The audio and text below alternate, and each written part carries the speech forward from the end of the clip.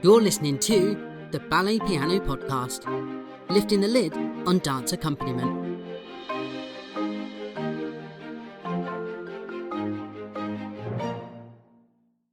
Hello listeners and welcome back to another episode of the Ballet Piano Podcast Hot Topics series. Before we get into this episode's hot topic, I just need to introduce our beautiful team. To my right is Miss Akiko Hobson. Hello. And in front of me is Mr. Matt Gregory. Hello, listeners. And we have the return of Mr. #David Yao of Instagram. Hello. Hello, We David. missed you. Oh, I miss you all too. Oh, you did. So this week we're going to talk about probably misunderstandings, miscommunications, when things go wrong, why it goes wrong by accident, and probably some funny stories along the way, isn't it? It always happens with my husband every day. What, between you and him? What does going wrong Yeah. or misunderstanding? Misunderstanding. Pardon? And going wrong Yeah. too. Yeah, being a ballet pianist and going in there. If you've never been a dance before, you've not done dance, there's a lot to learn and there's a lot that you're going to misunderstand, isn't there? Yeah, definitely. Yeah. Straight off the bat. Yeah. I remember that one of the first things was just not knowing what I was doing. I had no idea. So I watched people play, but I didn't know even if I had to play an introduction or even really to play square, as we've already talked about. So I just went in and grooved along with like 12-bar blueses and things like that, thinking that what I was playing was brilliant. And I'm sure it was, but there was, it was just, it didn't work very well, that one. And then you've got all the other sides of miscommunication, with, as we've spoken about previous days, with all the steps having different names and things like that. Yeah. So that can be confusing. Yeah. If you don't know the language of ballet Yeah. and you're new to being a ballet pianist, it's a whole other language that's coming at you. And you're not going to know the names of steps and, things like that. True. But also equally, I remember when I was doing my teacher's course, one of the most scariest things to do is as a if you're learning how to teach is to actually is to instruct your pianist, the live pianist. It makes your palms sweat because you don't think about it as a dancer how intricate it is in terms of musical counts and things. And suddenly you have to, you're saying, oh, let's have 4 in. 4 of what in? Yeah. Yes. And dancers' Yes. counts and musical counts, sometimes they don't always come together. In terms of say we have an introduction on a 2/4. A 2/4, 4 counts in of 2/4 is much faster than 4 counts in, 4/4. Yes. Yes. And it kind of catches you unawares. Yeah. Really. So that's led to quite a few giggles. Yeah. If you say to a pianist, "Can I have 4 in, please?" They'll give you a 1, 2, 3, 4, and they'll That's a start. 4. Yeah. But that's only half of the intro that you want, isn't it? So it's 4 dancers counts, and that's where the difference is. And you can have tempo misunderstandings as well, can't you? We'll just have it a little bit quicker or a little bit slower. And then, that's subjective, completely subjective. When teachers say that to you, what do you do? Because, surely that comes with experience of knowing how much faster or how much slower that means. I think it depends. I may have been known to say, yes, we will have it a little bit slower, a little bit quicker, and do nothing about it. So what happened? When I've worked somewhere in the past and they were doing a performance to pre-recorded music, all the rehearsals were at different times of the day, and this is a bit of a confession. I would tell the person who was taking the rehearsals, they'd say, oh, no, we need it a little bit slower now when we'd had it sped up, we'd had it slower the day before and things. So I'd just go away and I'd reburn the same tracks onto a CD, but put a different date on the front of the CD. And then we'd go in the next day and the music would be exactly the same. And then they would be happy with it for that day. And I probably did less than half the amount of editing on it that I fessed up to doing because I knew that it was pointless me doing it because I'd have to redo it. It was no need. And it worked every single It time. did work every time. Well, that's a big out confession to make. It is a big confession, but you don't know where I was working at the time. But yeah, tempos. That could be a big one when you're starting off, can't it? I suppose for a teacher as well, or as a pianist for the communication of getting it across. When you're teaching and you're new, because of the nerves, you tend to set things much faster than what you actually want. Yeah. And in real time, when the music starts to play and you play that beautiful music, you realize that you've made a complete hash of it. That also I find as well, like you say, you get one of the miscommunications that is then cleared up. you get to learn that a teacher might Yes. just set slightly quicker than what they want. Yes. Yeah. You know, just you need just to know the teacher, don't you? Yeah, you get to learn, you know, your teacher's style and their exercises and the things they might put together. And then you just know that if they're setting something slightly quicker, then you just play a little bit under, Yeah. you know. But yeah, after you like played for this teacher for a few times, Yeah. the first time is always difficult, isn't it? Yeah. Yeah. And also, like when you're not on like a 2 or a 4 and you're on a 3, to say 4 in terms of a teacher, if you're not familiar with music, the basics of music, you know, to ask for 4 bars of a 3/4 in is a long time. Yeah.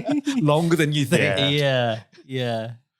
What's that like on the teaching course?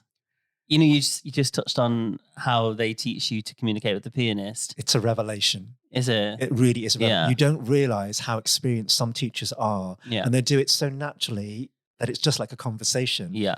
And in fact, there's so much information passing between the pianist and the teacher that, you know, ordinarily you would miss if you're focusing on the enchaînement or something that they're saying and you're part of the class. And even as an observer, if you're not, you know, au fait with like, a ballet class, just to listen to what they're saying, it just sounds like a conversation. And in fact, there's a whole load of things being passed on in terms of what we've just talked about, Yeah. and also in terms of just like the feeling of the spirit of the music that you want. You know, an experienced teacher. I remember being on the teaching course, and they were teaching us how to use your voice, and I never even thought about that in terms of a teacher doing that. But when I think back, yes, all the best teachers do it. Yeah. But they do it in such a way, it's like part of a conversation. Because, you know, when we're talking, we use our voices in so many different ways to accent. Yeah. or It's not Yeah. just monotone, is it? And Exactly. flat. Yeah. Exactly. It's never flat. And you do it so naturally that you forget how much information is passed on. And so when you learn how to do that, it's like a whole encyclopedia. And you're like, oh my goodness, I had no idea about this. And I'm sure for a pianist, it helps you to understand what Definitely. the teacher's trying to say. But I didn't know that it's such a hard thing to do for ballet teachers, because I always thought, like, as a pianist point of view, why can't they just sing or mark the way they want and we just provide? But like, you know, a lot of people just mark so quickly and then just turn to me and say, a bit slower. Why don't you just give me? Yeah. Like that's how musicians feel. Exactly. But I didn't know how difficult that is for the ballet teachers. Totally agree with you. Do you find that inexperienced teachers are scared to use their voice? Like they're frightened to sing the style of music that they want? I think initially the thing is, when we talk about ballet dancers or dancers, it's a silent art form. So you're not generally using your voice unless you're doing musical theatre or something. When you're doing, you know, you're 3, you need to dance, to sing and whatever. But in ballet dancing, you hardly ever use your voice. So to suddenly then be launched into or trying to understand how to teach, that's another string, you know, that you need to understand completely before you're able to feel comfortable with it. And it takes years. It can take years. Yeah, really. yeah. So you're absolutely right. And unless a teaching course emphasizes this, you will never understand how important it is. And lots of people trip over. Lots of, you know, experienced teachers trip over this as well. Yeah. You know, when their attention is focused on what they're trying to get across to the students, often the first person who's missed out is the pianist. Yeah. And actually they're the most important person that you need to actually get that across to. Yeah. I think in an ideal situation, the best way for us musicians to set an exercise is the very first thing you would do is sort of set your style and the timing and the tempo of it while we're racking our brains for something to play. And then, you know, when you're going over it, you can speed it up and say the names of the steps and the counts. That's exactly But what I we were think, told. yeah. And you don't have to be an operatic singer or even sing at all, as long as you have the rhythm in your voice. Yeah. You know, then it comes across, doesn't it? Yeah, and some color and some like, dynamic and character in the voice and the way you set it. Totally. I think that's more useful than saying, can I have it on a 3? Yes. Definitely. Or a march.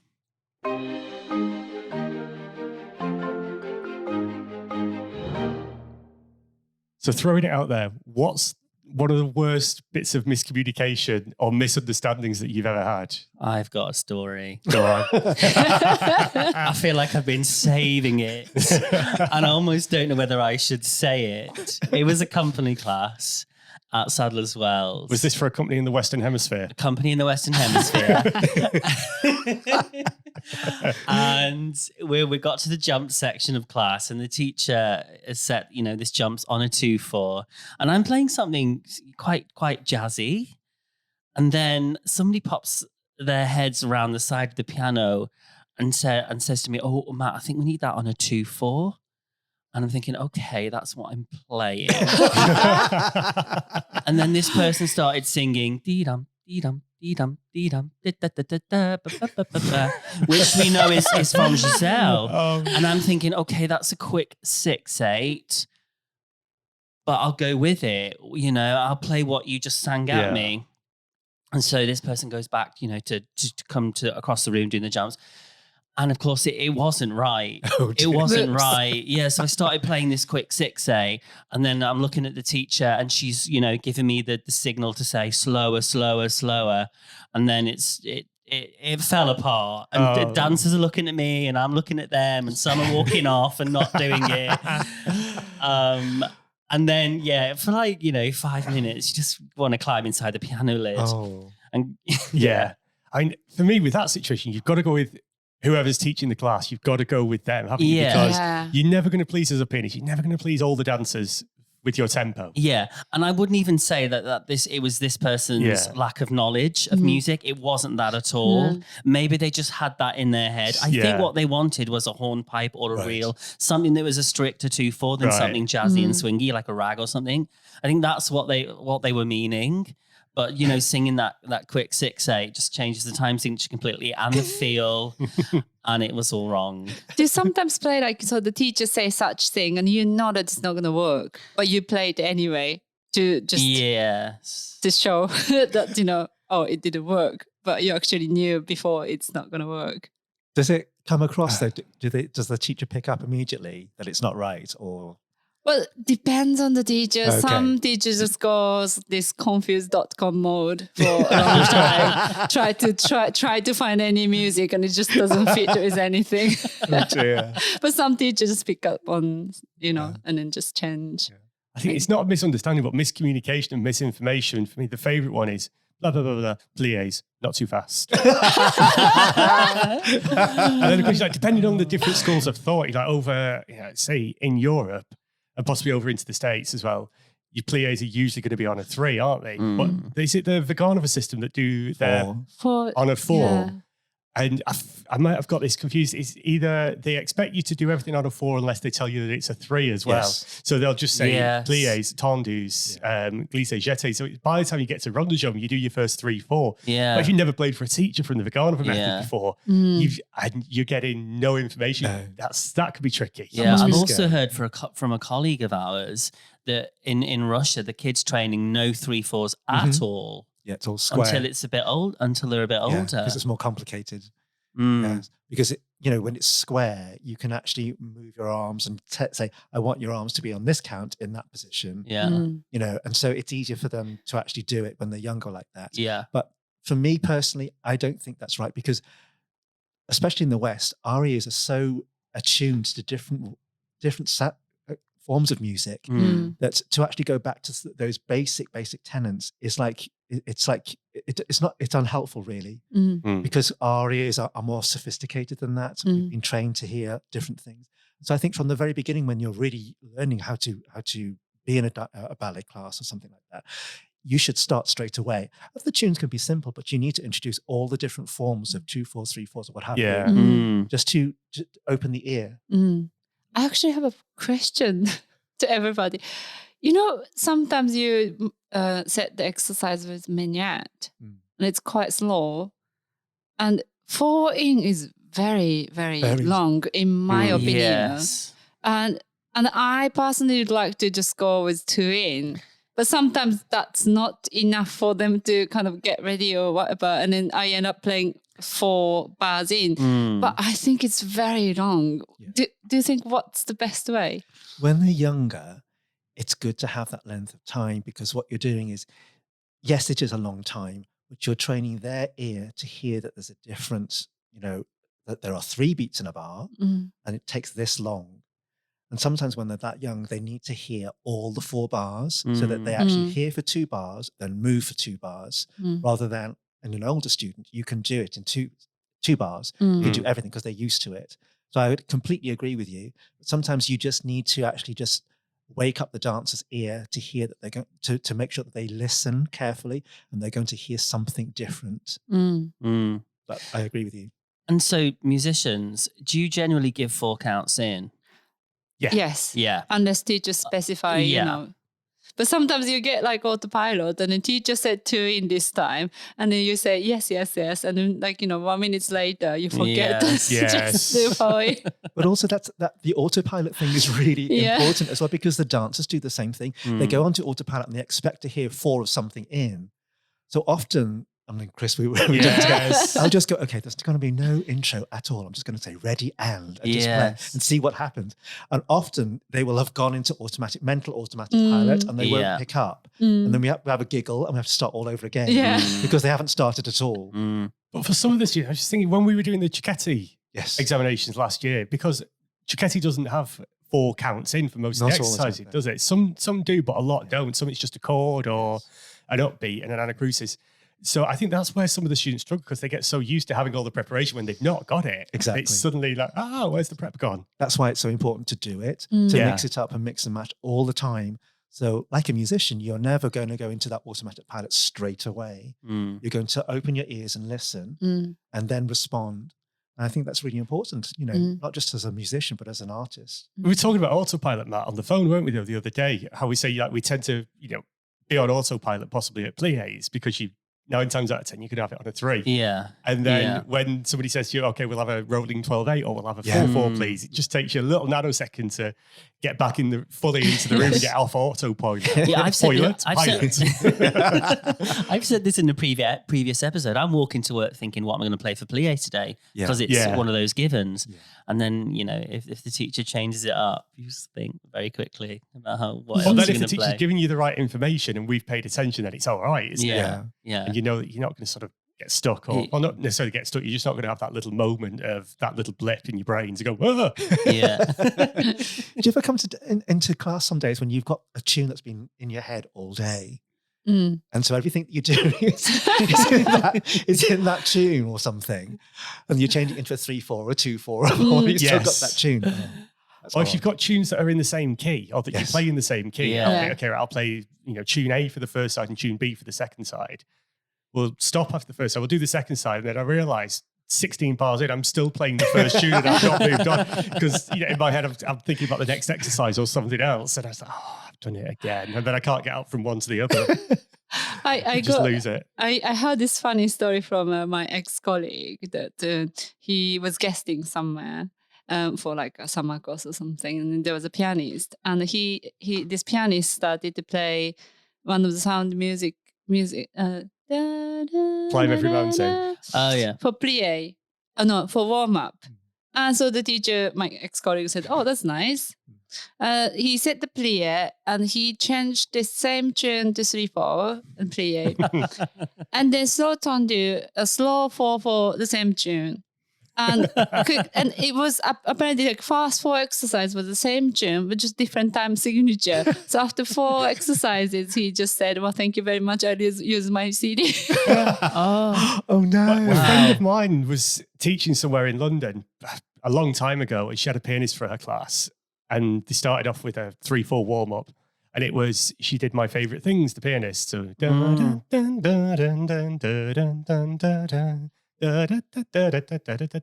But that was it. So it just did the same 8 bars on a loop, apparently. Oh my God. 128 bars. Oh my word. Oh. So now whenever I play for this person, I just chuck in 8 bars of my favourite things, especially if we've had a beer the night before. And I get these looks across the studio from my friend Sarah. It's just like, Hobson, stop it. Actually, my friend Yoshi, he told me that he's one of the pianists he had when he was little. In the pirouette exercise, the pianist always played Don't You, famous 3/4 words. Yeah. But just A section. So it's just, Oh my goodness. Just the same 16 bars Yeah. on a loop. Oh. And then Yeah. like just group after group. And he Oh. was like, oh, I was just going to have a headache. And it's every lesson. So now when you must play that for him every time you ever see him. Yes. Yes. See, this is what supportive friends are for, isn't it? I do find you do have in jokes for teachers, don't you? Yeah. Musically, you know. I love all those in jokes. Yeah.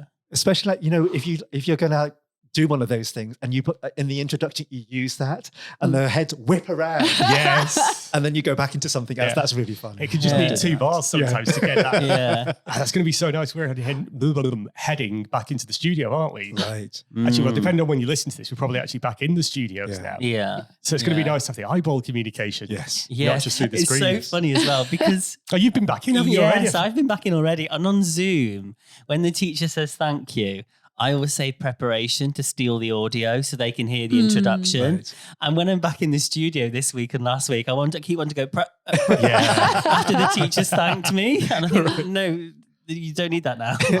Still, it's crazy. Yeah. And just going back to the topic, misunderstandings and miscommunication. Heading, we're back at the start. Whenever something happens, if you're sitting behind the piano, do you think, oh gosh, that was my fault? Even if it wasn't, there's always, you feel like you're trying to save it and keep it going and almost like cover what might have been either your mistake or a teacher's mistake and things like that, just to keep it going and not to draw attention to anything that's happening in the studio.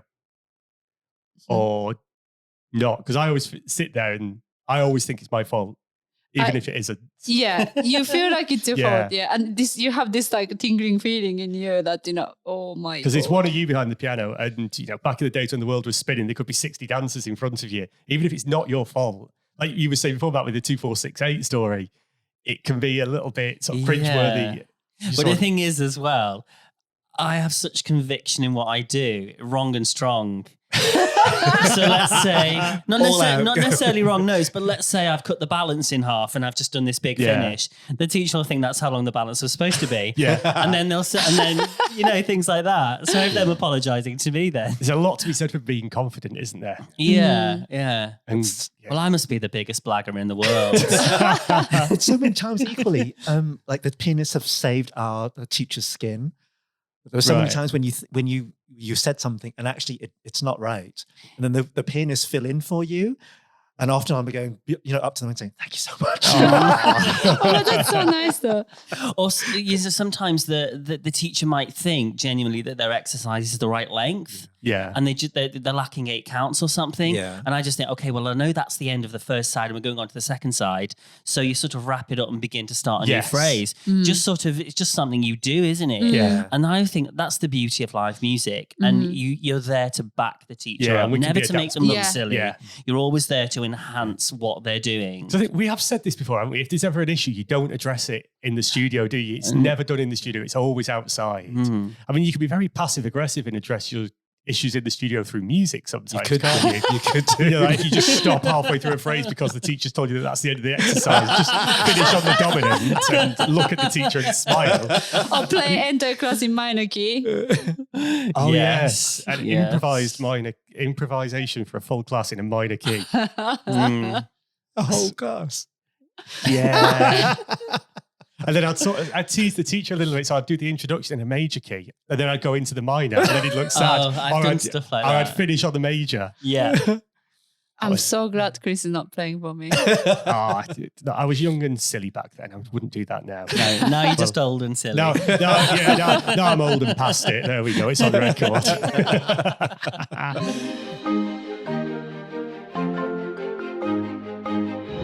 So, listeners, if you're enjoying this episode, why not consider becoming a patron of the podcast? Visit patreon.com/Ballet Piano Podcast for more information. And you can join us on our mailing list by going to our website, balletpianopodcast.com, joining our mailing list and getting all our updates. Or you can follow us on the social medias, Instagram, Facebook, and Twitter. We are Ballet Piano Podcast. So, well, for now, it's going to be goodbye from me. Bye bye. Goodbye. Goodbye.